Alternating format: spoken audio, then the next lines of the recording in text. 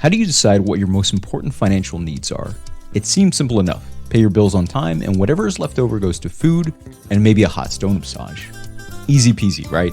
Well, we wouldn't be making this video if we didn't think there was more to it than that. According to a Bankrate survey, 38% of Americans say their biggest priority is making sure their bills are paid on time, followed by paying down debt, and that's fine.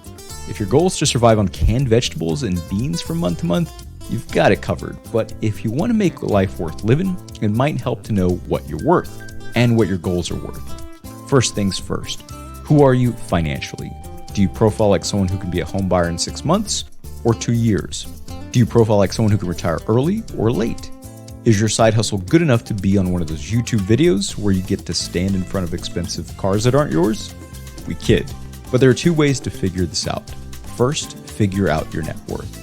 Your net worth is your assets, cash, savings, investments, or old baseball cards that are worth a small building, minus your liabilities, student loans, credit cards, medical debt, etc.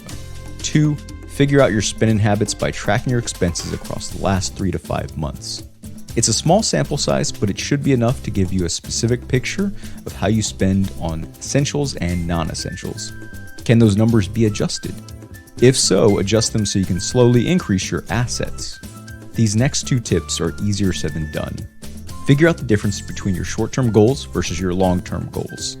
Being able to plan for your future starts with knowing what's most important. Maybe you're thinking about moving, in which case you need to prioritize what you want in your next job and your next home. Both of these require numbers, like knowing the average price of a home in your new area, what you need to put on a down payment, and the cost of living. The cost of living is especially important since it can fluctuate.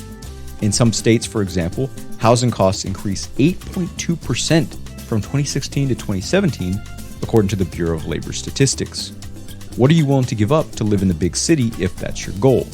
And finally, build yourself a buffer. None of this math is possible without protecting yourself from an emergency. Don't let a problem in the present become an obstacle in your future. Take control of both with expert planning.